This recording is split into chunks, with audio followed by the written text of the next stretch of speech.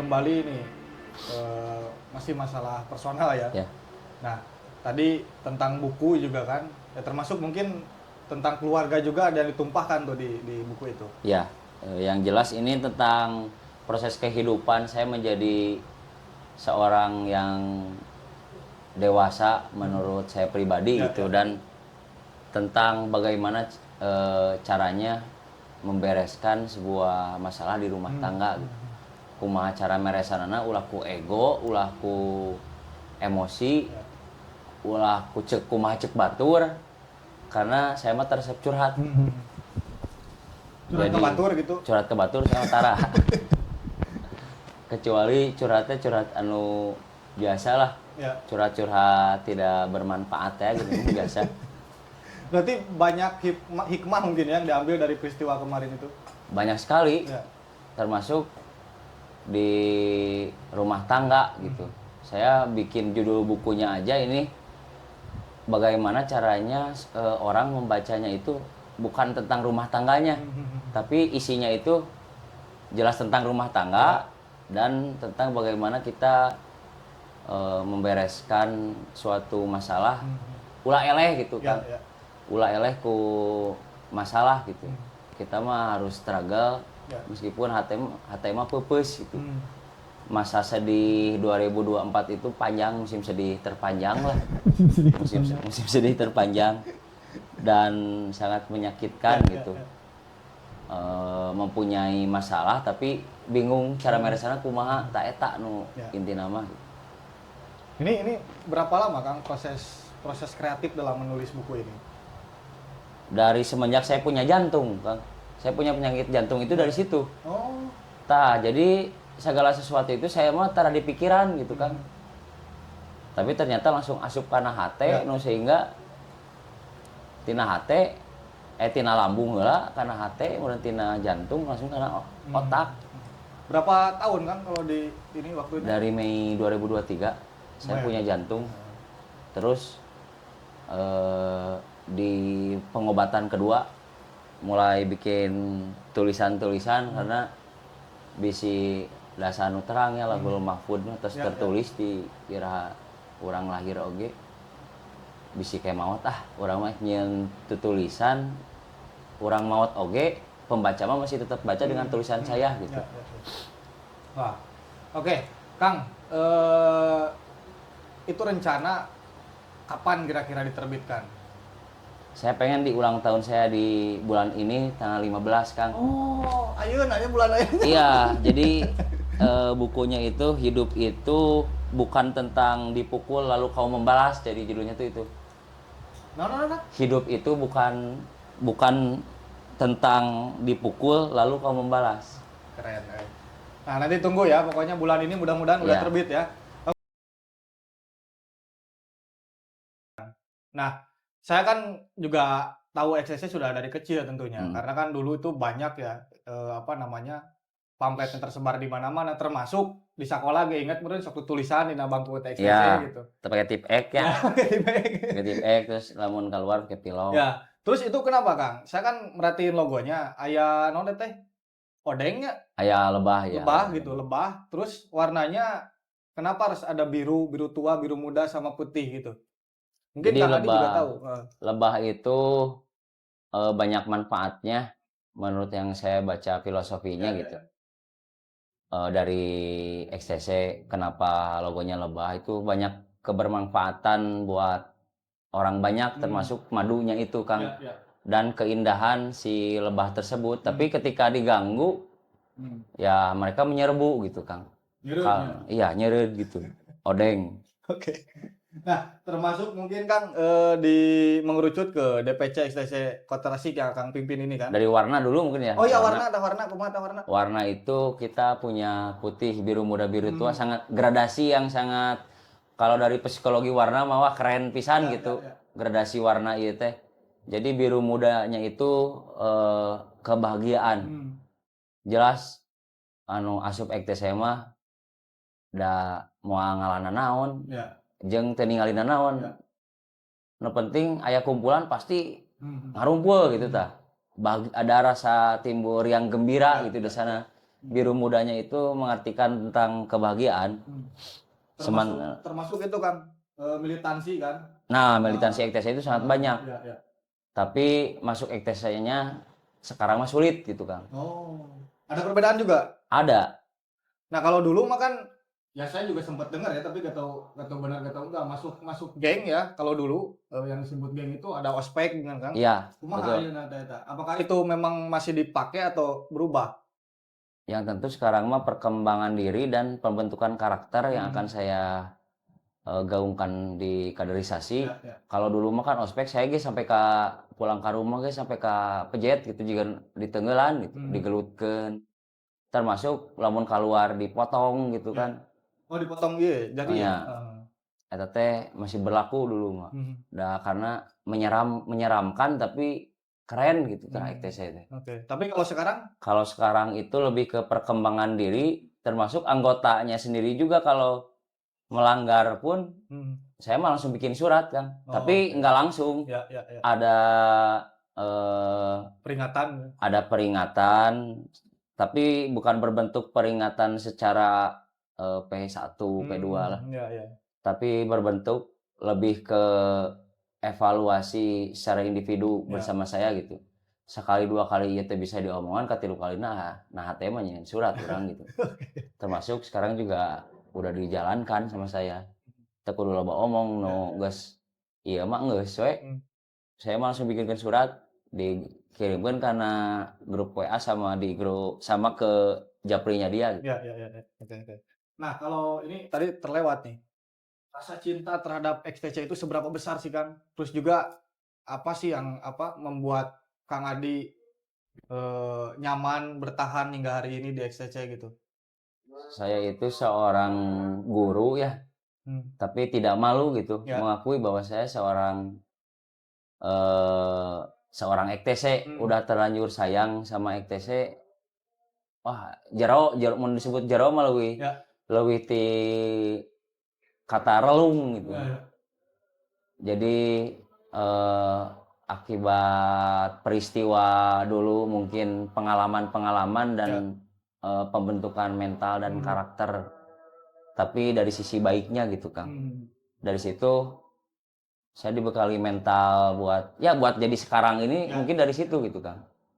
Saya bisa merubah seorang pribadi yang mempunyai mental baja lah.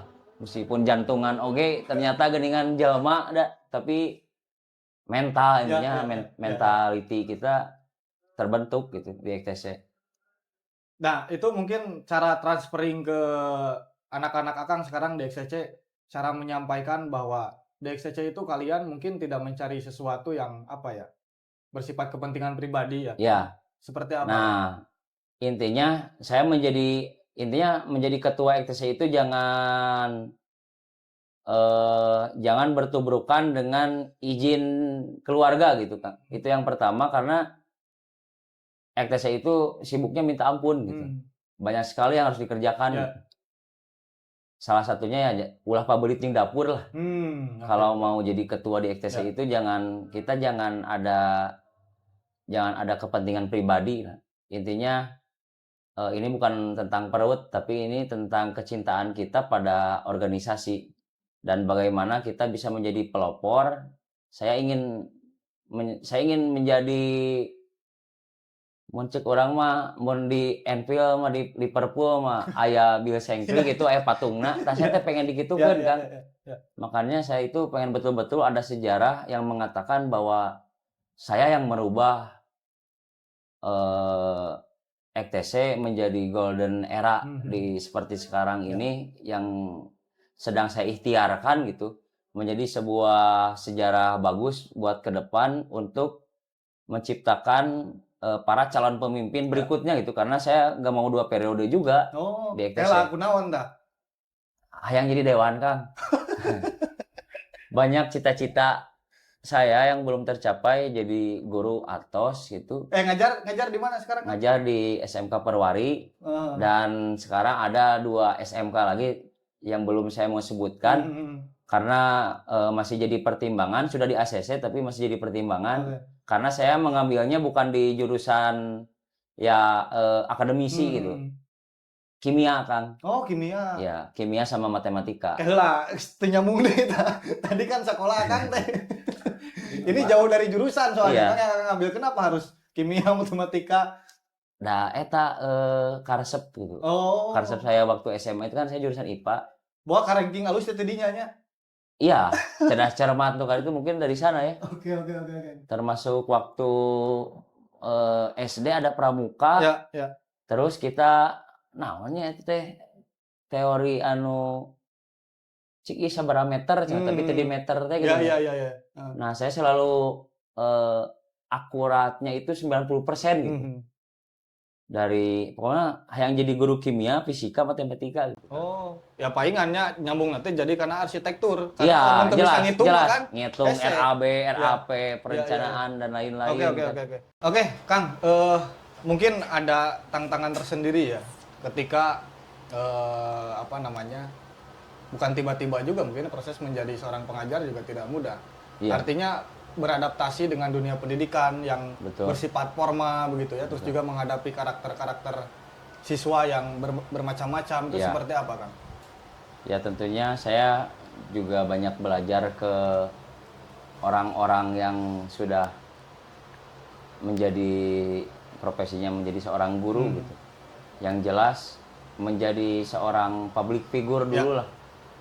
Kita itu nggak boleh, ya harus lebih berhati-hati mungkin sekarang karena guru itu kan digugu dan ditiru Ya. takutnya. Makan nyintreuk gitu meunang. Nah, itu masalahnya. Nyintreuk teu meunang tapi padahal guru teh nyintreuk teh kunaon gitu. Ya intinya mah dari bagaimana dia di treatment di rumah oleh orang tuanya gitu. Kemudian langsung narima teh cik disintreuk ku batur gitu. Ya. Tapi kan Akang itu pada tahu gak siswa Akang bahwa Akang ini Tahu. di organisasi motor ya? Iya, tahu. Terus Mereka gimana tuh reaksinya? pada takut gitu. Jadi itu kudu nyarekannya. Oke, Tapi Kang. ngajarnya seru gitu. Oke. Nah, terus cara ini nih, saya pengen tanya juga tentang manajemen waktu. Iya. Ya saya aja anu sakapeung nganggur gitu nya. Sok rada hese oge ngatur waktu teh nah akan di satu sisi ngurus kelompok motor yang ini kan XTC ini terbesar ya, salah satu terbesar di Indonesia. Terus juga dengan karir Akang di bisnis kan. Terus juga menjadi seorang pengajar, ini manajemen waktunya seperti apa? 24 jam itu menurut saya kurang gitu, Kang. Ya. Kurang sekali gitu. Saya mah pengen semua pekerjaan teh dikerjakan maksimal terus lanjut deui karena pekerjaan lain dimaksimalkan oge. Terus ya cara nge-manage mah gak ada orang sibuk. Di dunia ini tidak ada orang sibuk, tapi bagaimana kita bisa memanage waktu sehingga semua terselesaikan gitu. Intinya mah ulah poho ka keluarga heula we. Eta nu jadi masalah nama. Kamari oge kan aya na buku engke lah. Oh iya. Di buku ada manajemen waktu saya tentang evaluasi memanage waktu, bagaimana agar tidak berbenturan dan bagaimana semua bisa dilakukan. Ya. Sampai titik sekarang Kang, di usia Akang yang sekarang pernah ngerasa capek gitu? Capek ku diri sorangan, capek ku pagawean gitu. Saya merasa capek itu di 2023 itu Kang, pas pertama iya terjadi proses pendewasaan. Capek kumaha sarana neangan duit Kang. Karena titik terendah manusia itu kan kalau orang yang sudah menikah kan apalagi di ekonomi. Bagaimana kita mencari nah itu capek saya. Tapi ternyata setelah dewasa mah alhamdulillah yang dilihat itu kita iya mah aya peluangna euy. Aya peluangna ya terus. Jadi saya itu suka menganalisa peluang sekarang. Mungkin aya ieu teh Kang, sosok inspiratif atau orang yang diidolakan yang menjadi pemicu semangat lagi gitu setelah kegagalan ya. Setiap orang kan tentunya punya kegagalan. Gak ada Kang kalau sosok mah, tapi kalau guru jelas ada. Saya sebutkan ada Pak Opik, dia bendahara Ansor di Tasik gitu.